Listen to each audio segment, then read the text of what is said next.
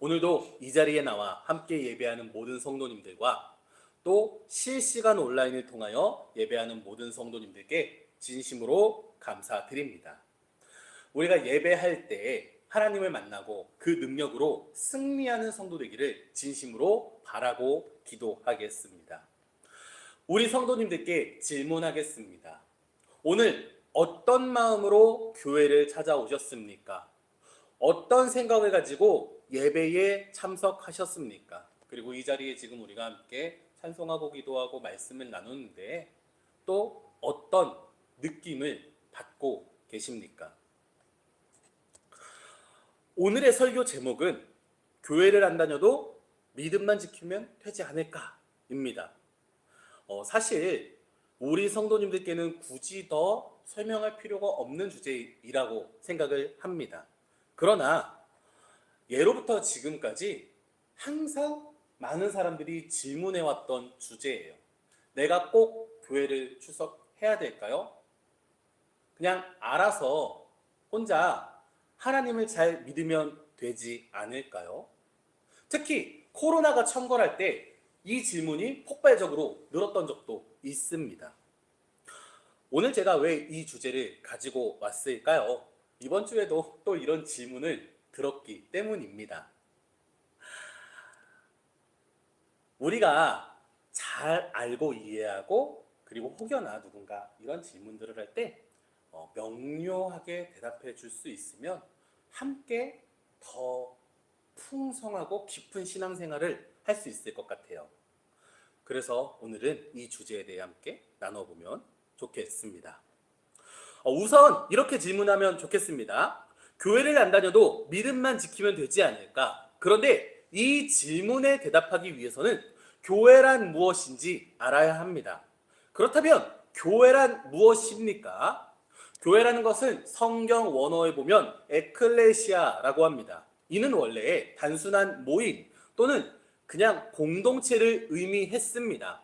그런데 예수님을 믿고 따르던 사람들이 이 말을 사용하게 되면서 에클레시아라는 단어, 그러니까 교회라는 단어가 오늘날 우리가 알고 있는 의미로 사용되게 됩니다. 그래서 교회라는 것은 단순히 어떤 건물, 모이는 장소 그런 것을 뜻하는 게 아니라 우리가 잘 알다시피 예수님을 구주로 고백하는 사람들의 모임, 그것을 교회라고 나타냅니다. 마태복음 18장 20절입니다. 예수님께서 말씀하십니다. 두세 사람이 내 이름으로 모인 곳에는 나도 그들 중에 있느니라. 아멘. 특별히 우리 감리교회의 교리와 장정에는 교회를 이렇게 설명합니다.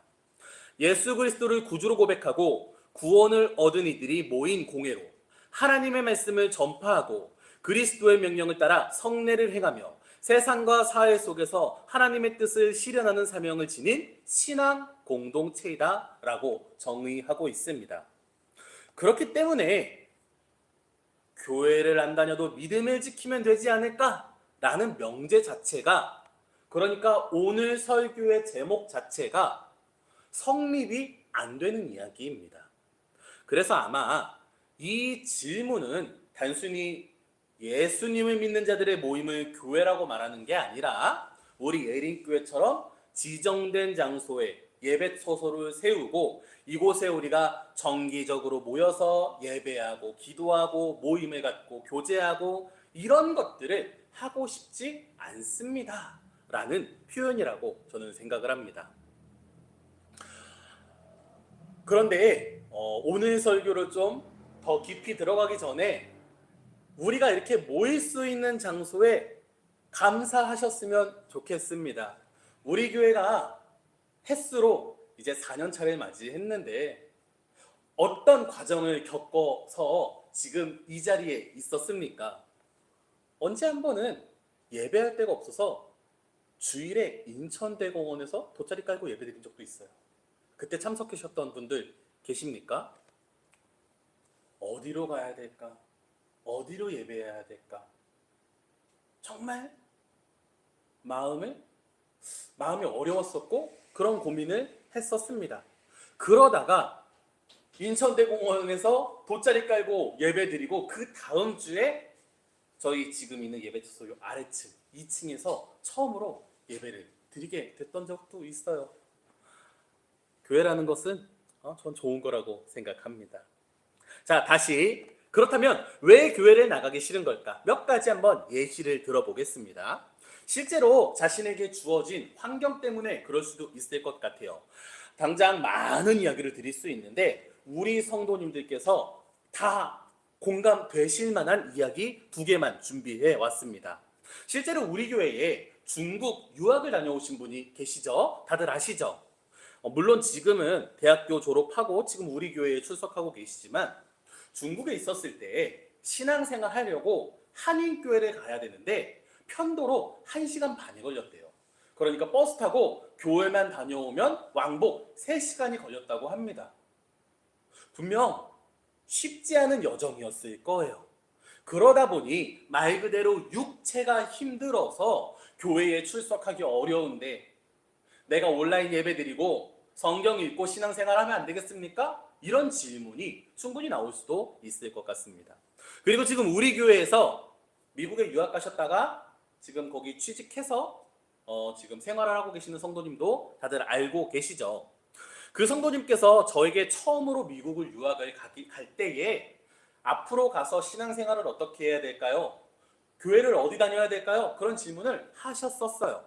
그때 제가 드렸던 조언은 가장 가까운 교회, 몸과 마음이 가장 가기 쉬운 교회를 가라고 말씀드렸습니다. 우리 교회가 감리교회입니다.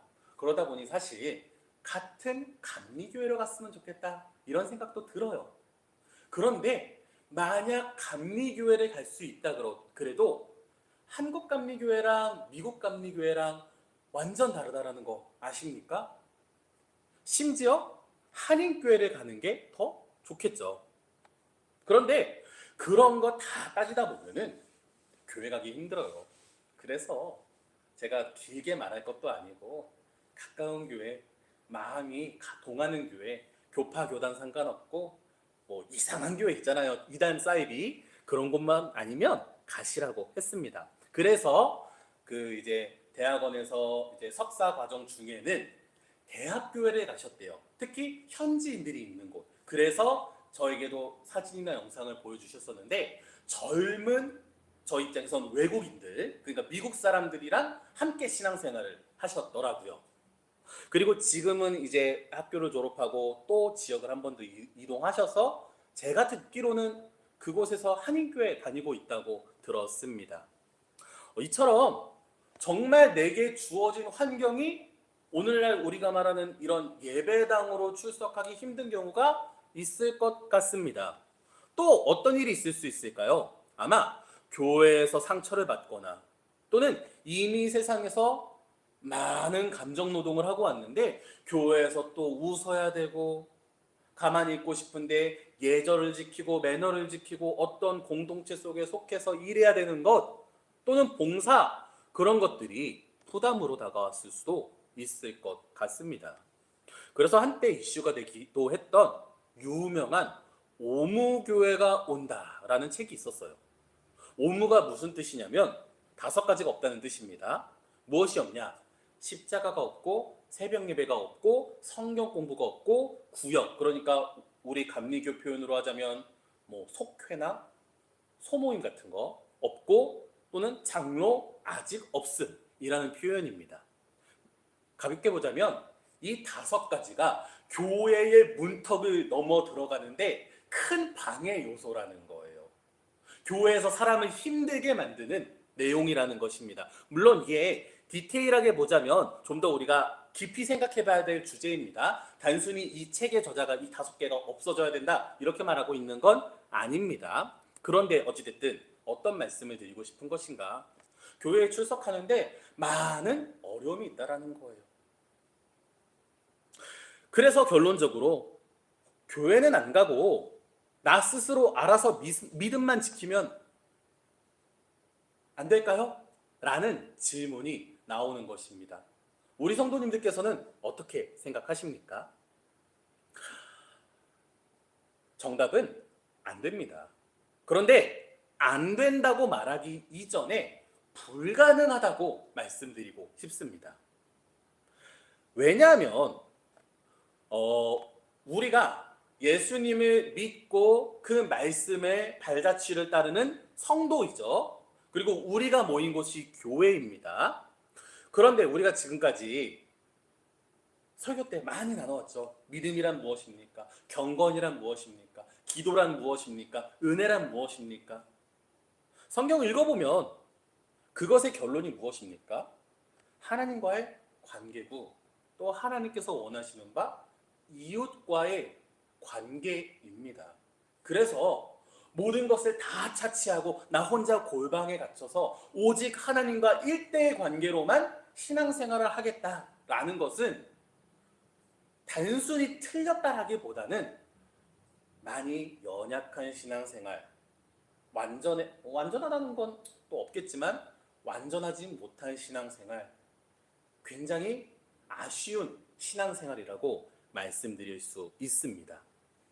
그러니까 결론부터 내보자면 믿음만 지키면 되지 않을까요? 그러니까 신앙생활 알아서 하면 되지 않을까요? 불가능하다.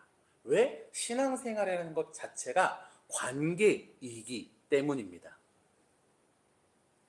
그러나 이해합니다. 이렇게도 말할 수 있을 것 같아요. 교회를 다니는데 거기서 너무 많은 상처를 받았습니다. 교회를 다니는데 물론 우리가 함부로 재단할 수는 없으나 그 교회의 구성원들이 너무나 악한 사람들이었습니다. 다른 교회 많이 방문해봤지만 다 똑같았어요. 저는 그래서 교회를 믿을 수가 없습니다. 교회를 다닐 수 없습니다.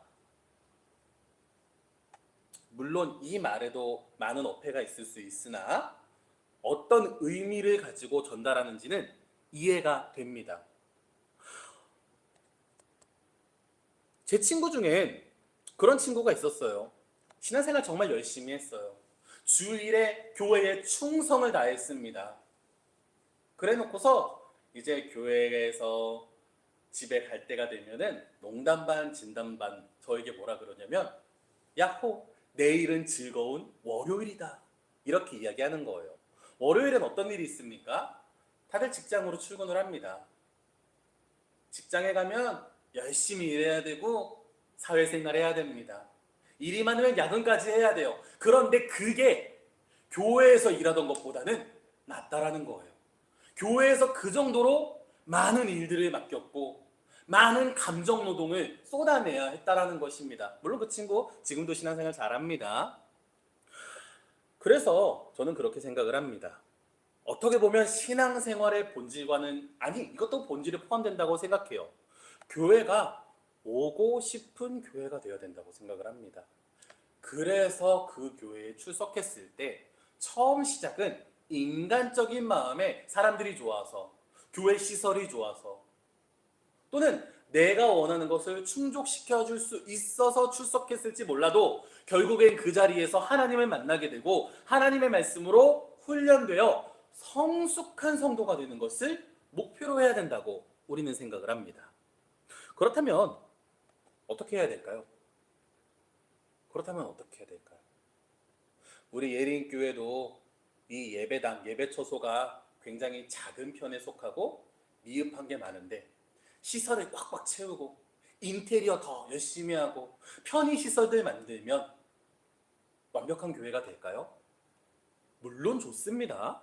우리 성도님들 열심히 일하셔서 열심히 돈 버셔서 우리 교회에 열심히 헌금해 주시고 헌물해 주세요. 그래서 교회도 확장하고 주차장도 넓은 데로 가고 많은 인테리어와 좋은 시설들 안에다 들여놔 주시기를 바랍니다. 그런데 그것보다 더 중요한 것이 무엇입니까? 바로 우리입니다. 우리. 하나님께서는 교회 건물로 사역하지 않으세요. 하나님께서는 우리를 사용하십니다. 잠언 15장 17절입니다. 채소를 먹으며 서로 사랑하는 것이 살찐 소를 먹으며 서로 미워하는 것보다 나으니라. 아멘. 물론 이것은 사랑하라는 성경 구절입니다. 그런데 이렇게 한번 이야기해 보고 싶습니다. 제가 우리 성도님들께 서로 친해지시라고 식사를 한 끼 대접을 하겠습니다. 그러니 우리 교회 안에서 말 한마디 제대로 나눠보지 않은 어색한 성도님과 1대1로 만나서 한 끼에 20만 원짜리 파인다이닝 드시러 가시겠습니까? 아니면 친구랑 편의점 가서 삼각김밥에 컵라면 사 드시겠습니까? 20만 원짜리 파인다이닝 먹으면 정말 맛있을 수 있어요. 그런데 말 한마디 제대로 섞어보지 못했던 어색한 사람, 심지어 서로 친하지 않은 사람끼리 가면 그 비싼 음식이, 그 천상의 맛이라는 음식이 코로 들어가는지 입으로 들어가는지 구분이 안 됩니다. 그럴 바엔 내가 좋아하는 동네 친구랑, 소꿉친구랑 편의점에서 컵라면 하나에 콜라 한 잔 마시는 게 더 진수성찬일 수 있다라는 거예요. 우리 교회도 그런 교회가 되기 원합니다. 인간적인 마음에서 우리 교회가 부흥하기 원하십니까? 더 많은 성도들이 교회에 찾아오고 함께 예배하고 교제하기 원하십니까? 가장 중요한 건 내가 성숙한 그리스도인이 되는 것입니다. 그리고 인간적인 생각을 넘어서서 우리가 정말 하나님의 나라를 세우고 싶고 하나님의 말씀으로 이 땅에 하나님의 임재를 경험하고 싶다 하더라도 그 또한 우리가 성숙한 성도가 되는 것이 먼저라는 것입니다. 예린교회가 여기저기 간판 잘 붙이지 않습니다. 전도 잘 하지 않습니다. 온라인으로 여러 가지 홍보나 또는 무엇을 구하는 것들을 하지 않습니다.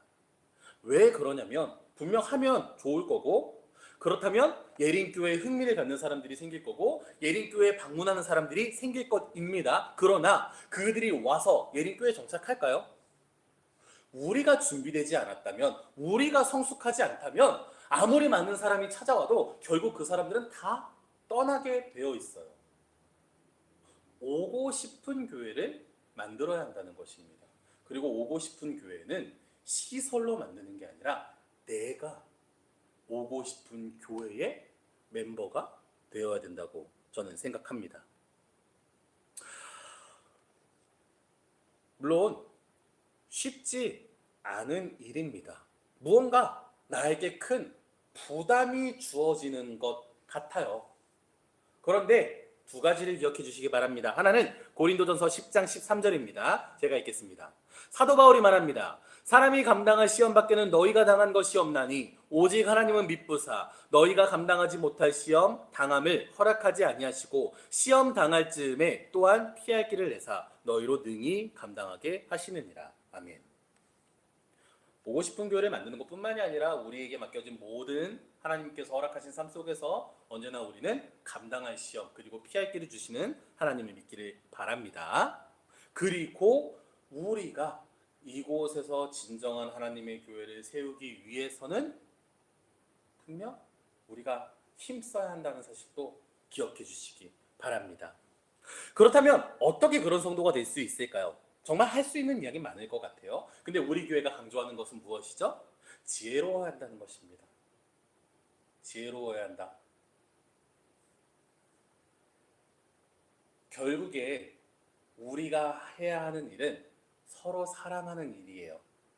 교회의 빈자리를 채우기 위해서가 아니라 하나님께서 말씀으로 우리에게 가르쳐 주신 것, 우리의 신앙생활을 어떻게 해야 되는가, 아까 관계라고 말씀드렸는데 결국 사랑해야 한다는 것입니다.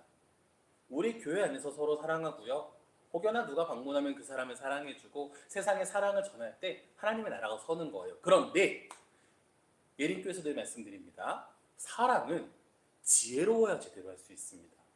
사랑할 수 있어요.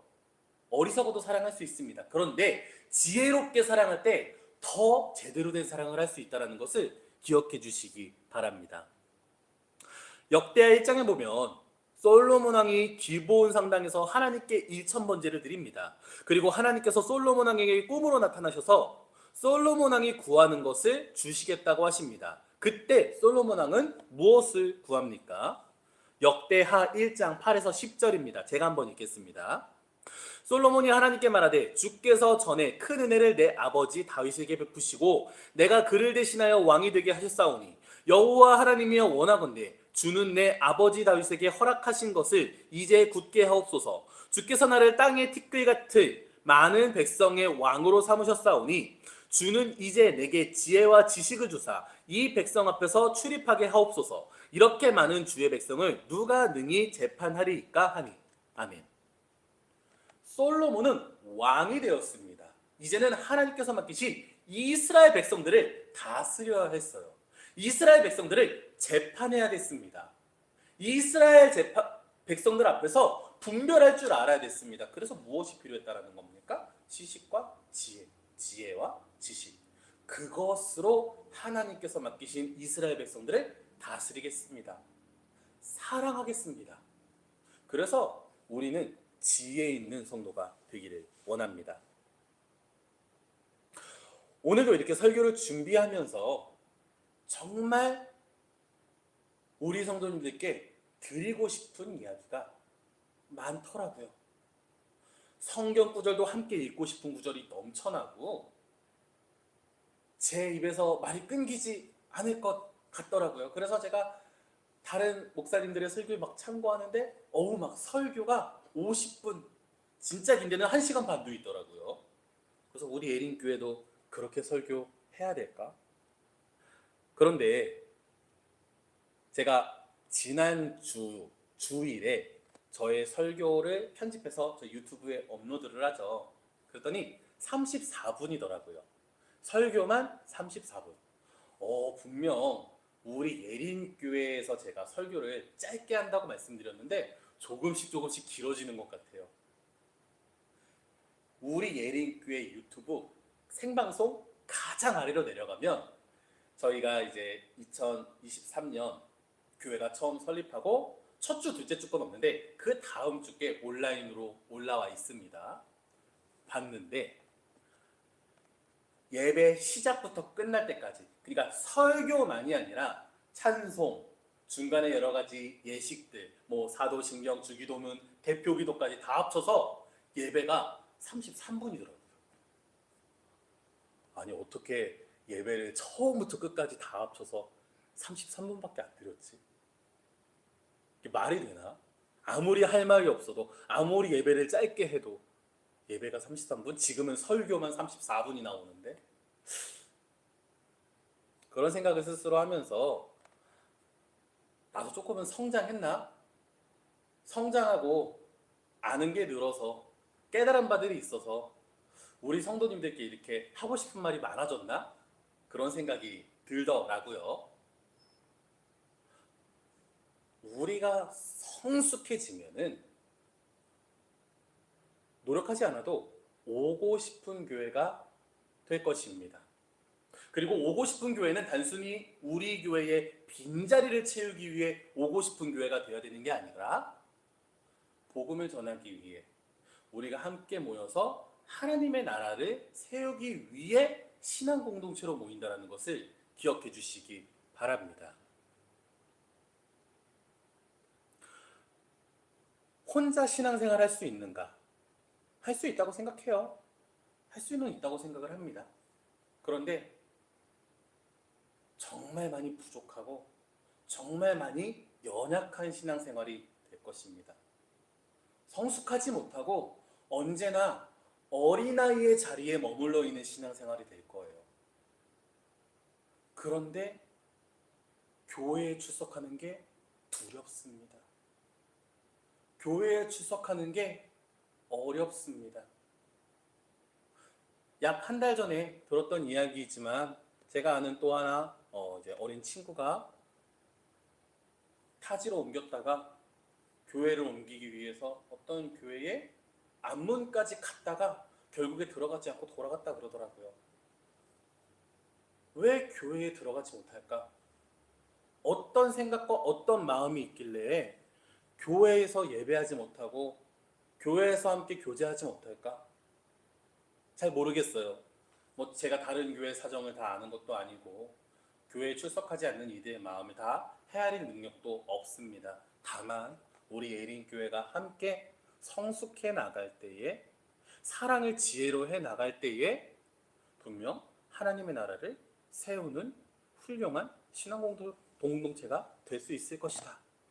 기억해 주시기를 바랍니다. 그래서 우리 함께 오늘 이렇게 예배하고 한 주간의 삶을 또 살아가고 주일에 모일 때에 한층 더 성장하는 성도가 되기를 진심으로 바라고 또 기도하고 있겠습니다. 기도하겠습니다.